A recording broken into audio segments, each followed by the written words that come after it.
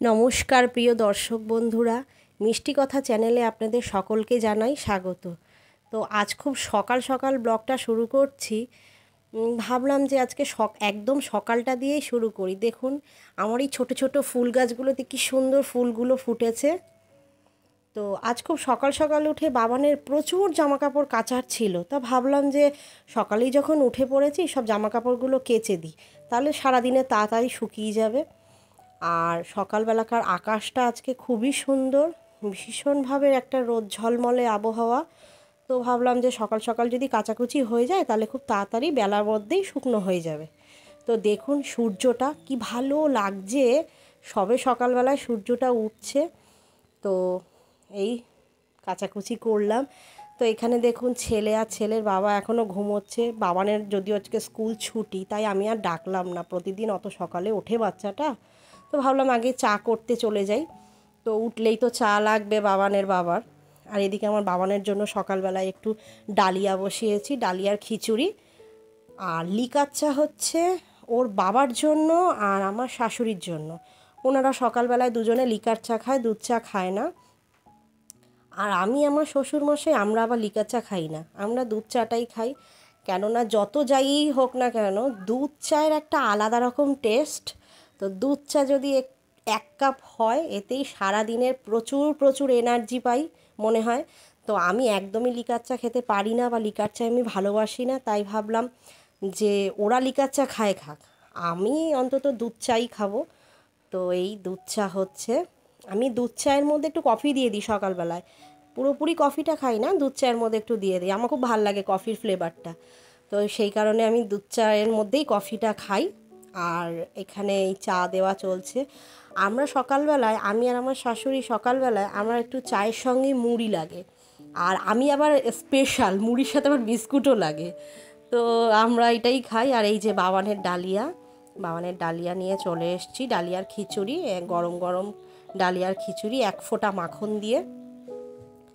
তো সকালবেলায় মোটামুটি কাজকর্ম শুরু করে দিয়েছি, ঘর দুয়ার গোছানো, যেরকম রোজকারের রুটিন থাকে।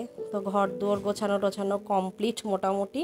এদিকে বাবান খেলা করছে, ওর যা কাজ ও তো সেটাই করবে, যেহেতু ছুটির দিন তাই উনি সারাদিন আজকে খেলা করছে। এখনও সকালে পড়তে বসানো হয়নি, তো খেলায় ব্যস্ত রয়েছে। ভাবলাম যে যাক ঠিক আছে, একটু খেলাধুলো করে নিক, পরেই না হয় পড়তে বসাবো। আমি ততক্ষণে ঘরের জানলা দরজাগুলো খুলে নিই। এটা হচ্ছে আমাদের ঝুল বারান্দার দিকের একটা জানলা। তো জানলা দরজা খুলে এদিকে ঘড়ির কাঁটা সমানে তত্তর করে ঘুরে যাচ্ছে, আর আমিও খুব তাড়াহুড়ো করে কাজকর্মগুলো সেরে নিচ্ছি। ঘর দোর গোছানোটা সকালবেলায় একটা ভীষণ মানে ইম্পর্টেন্ট কাজ। ঘর দুয়ারের মোটামুটি কাজ কমপ্লিট হয়ে গেলে মনে হয় অর্ধেক কাজটা হয়ে গেছে। এরপরে যেতে হবে রান্নাঘরে। তো ঘর দুয়ার গোছানোটা আমার কাছে মনে হয় যে প্রচণ্ড প্রচণ্ড একটা চাপের কাজ। তো যত তাড়াতাড়ি সম্ভব সকাল সকাল ঘর দুয়ারটা মোটামুটি গুছিয়ে ফেলেছি। দেখুন একদম গোছানোর পর ঘর দুয়ারটা পুরো পরিষ্কারভাবে গোছানো হয়েছে। এটা হচ্ছে আমাদের দক্ষিণ দিকে জানলা, এখান দিয়ে একটু বেলা হলে প্রচণ্ড রোদ আসে সারা বিছানায়। তো এই সব গোছানো টোছানো হয়ে গেছে, ঘর বারান্দা দিয়ে সব গুছিয়ে ফেলেছি।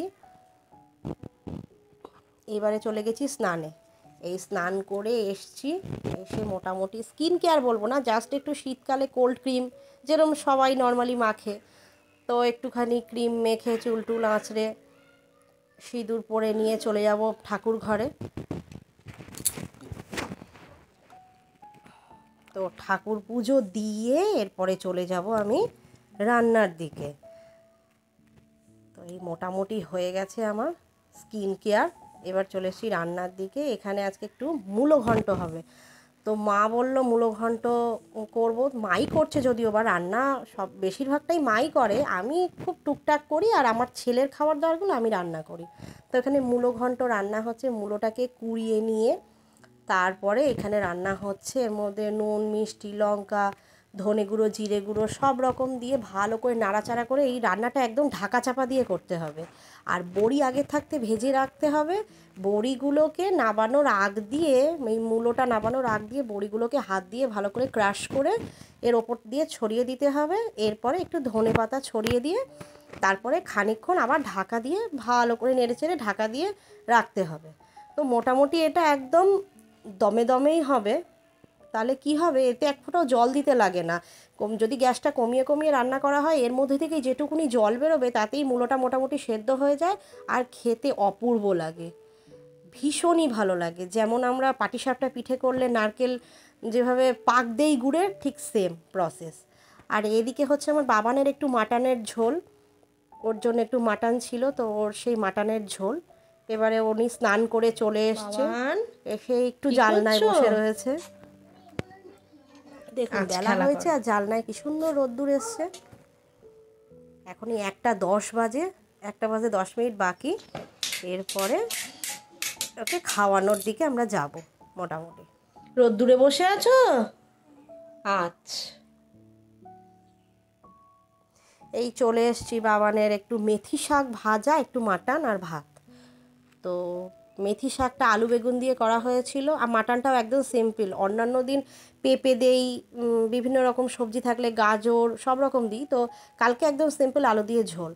ওই যে আমার বাবানের খাওয়া দাওয়া কমপ্লিট করে ঘুমিয়ে পড়েছে দুপুরবেলায়। তো এখনও ঘুমিয়ে নিক একটু, এরপর বিকেলবেলায় শুরু হবে। এই চলে এসছি বিকেলবেলার রুটিন। ওর জন্য অল্প একটু দুধ মুড়ি আর আমাদের চা বিস্কিট নিয়ে। ওর বাবা একটু শুয়ে রয়েছে কম্বল মুড়ি দিয়ে, আর ছেলে দেখুন ওই পেছনে পর্দার পেছনে খেলা করছে, লুকোচুরি খেলছে। তো বদমাইশি খেলা সব রয়েছে। এরপরে চলে এলাম, এটা হচ্ছে রাত্রিবেলাকার জন্য। আমাদের রাত্রে আজকে আছে রুটি আর চিকেন তরকা, আর আমার বাবানের জন্য দুধ রুটি। তো দেখুন এই রাত্রে রুটি হচ্ছে, আর ওদিকে চিকেন তরকা রয়েছে। এই যে তরকাটা কি অদ্ভুত দেখতে হয়েছে, দেখুন খেতে দুর্ধর্ষ হয়েছে।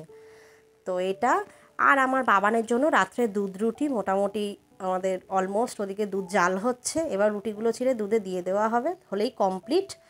তো আজকের মতন আমার ব্লগটা এখানেই শেষ করছি। ভালো লাগলে অবশ্যই চ্যানেলটিকে সাবস্ক্রাইব করবেন। টাটা।